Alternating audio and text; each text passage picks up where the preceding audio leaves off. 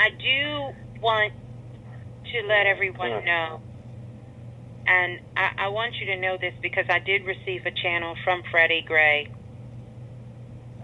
while watching this video, and we've been discussing this.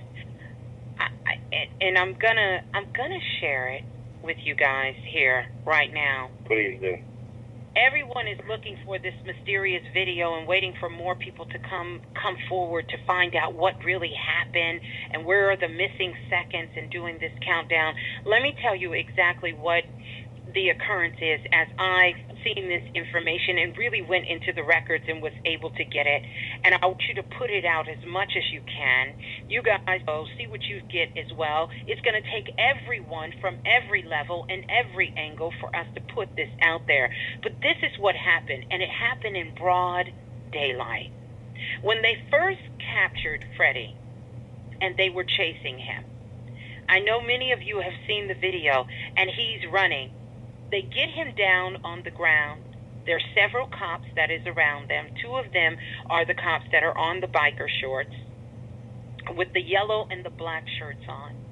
So they have the yellow and the black shirts on. And they have the helmet. They have him down on the ground, and there's a bicycle right behind him. When he's laying down on the ground, the cop in the back is when he first got his snap to his spine. And it happened right above his tail mark because the cop, one cop with the yellow shirt is holding him down. The other cop has his knee in his back. And he's a big dude, a big white guy. And when he got up off the ground, they lifted his head up almost as if you are in the dog position. I think it's the downward dog position in yoga. Or you're kind of up overing yourself. And he pressed his knee in his back and snapped his spine right there. That's what the first incident happened. So he damn near, he raised himself up on this man. Yes. So the two cops in the front were pulling him up, and you see his head kind of go back and bend back while the other cop holds him down in the center of his back, and the big cop in the back had his knee in his back. That's why he is almost standing behind Freddie, and he pushes down on his back. This is why he was screaming in excruciating pain, and people described him being drugged to the van in almost a lifeless state where his feet were not moving. But I love what you talked about here, Brother Bilal, about being in shock. Because when the body goes in shock, you get that instant pain. Yes, okay? yes, yes. That instant pain hit him. And the pain was so excruciating, he couldn't wail out to the ravens because they heard him. The ravens heard him. But then he finally released the sound, and people started paying even more close attention. And so his feet looked lifeless because the wires, the electrical current that moves through the spinal cord were disconnected. Do you hear me? Boy, this is science. So then, all of a sudden, they get him up. They had to all lift him up to get him to get in the van. They trying to figure out, but they knew what was going on. Why aren't you moving? Of course, if I put you up and bend your knees, it appears that you are standing and your legs is working. It's not. And then they pushed him inside the van. Once he got in there and they sat him up on that, the spine is already cracked. Wow. The spine was cracked in broad daylight. There's no more video to look for. We don't need to know what happened. And then when he was back there screaming, they picked up another person. I want y'all to know that this information has not been released to the public. When they picked up that other guy, which I'm not going to be shocked if he don't come up dead or missing himself. Because Freddie was back there. there in convulsions. He was going into convulsions. He was in shock because his spinal cord had already been snapped. And it wasn't Freddie that was screaming out. It was the other guy saying, y'all better get back here. This guy is dying. Wow. That's why they kept looping around, driving around, because they're thinking we got to cover this fucking story. So they go to check on him when they get to the park, a wooded area where they know a couple of things. See, because like you said, it takes one to know one. They knew it was no surveillance cameras, and they knew the likelihood of people being out and about and around watching them would not be there. At that Druid Park place. Wow. Yes. They pulled him out at the park, and they beat him. They beat him like so ignorantly sometimes parents beat children, and when they slap you, they tell you, you bet not cry. So they was out there trying to bust his spinal cord because that screeching sound that he was making, like the ravens, was waking up the whole motherfucking world. And they needed him to shut the fuck up with this wailing sound. Do you hear me? That's why they busted his vocal cords, because they needed to silence his ass. Believe. The other guy inside the van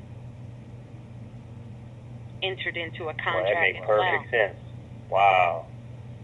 The other guy in the van had to enter into a contract, and guess what that contract said? We're gonna get your ass on murder because you ain't saying shit. Do you hear me? Because if you do, you already know what we can do to you. Wow. And finally, they drove and drove, and once they made this final call, because see, when they checked them motherfucking records, see, because wireless records, just like you said, Brother Bilal, just like ground wire records can be tapped, they're going to find out that he called the precinct. They called the precinct and told them, this nigga's gonna die, and we are going to be held responsible. Told him, turn around and take his ass to the hospital and make sure you make a call that you was driving a little fucking rough with his ass in the car. So, crooked letter. We can wait 6 months, a year, 30 days to find out what's going to happen.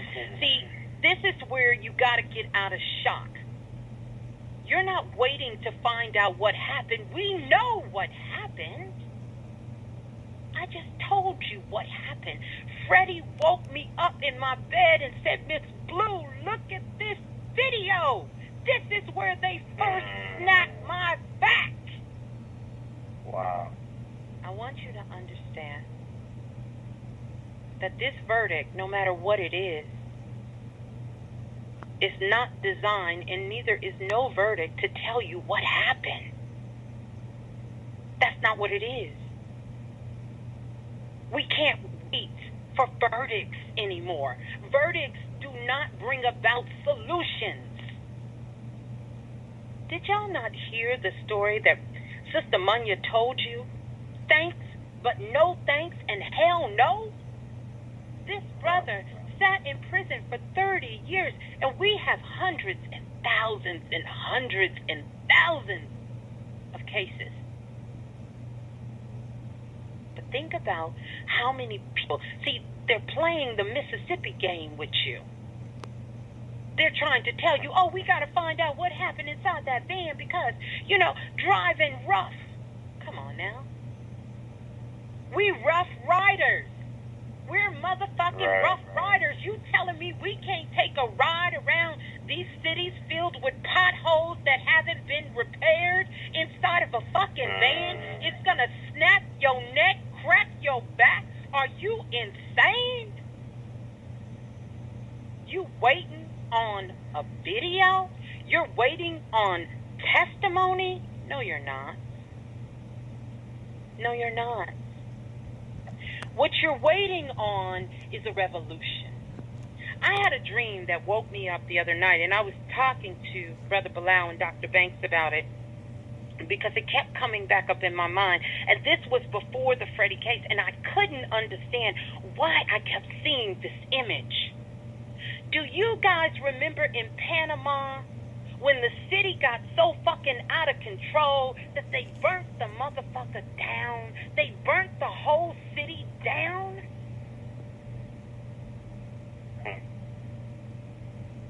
I want you to understand that these times that we're living in is not about black or white, so I don't want you to get that twisted.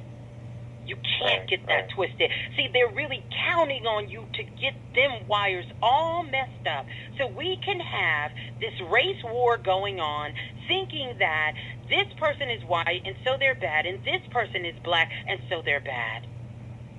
Do you not remember the story that Dr. Banks and myself told you about the 86-year-old black woman that was called a black bitch and broke her shoulder blade by a black officer? So this ain't about black and white.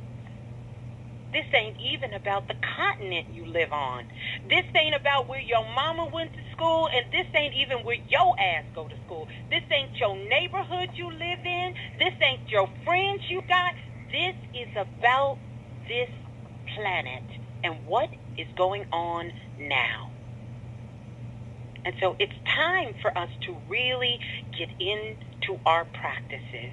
If we say that energy is real, we have a responsibility, like Brother Bilal says, as a soul group to do that shit well.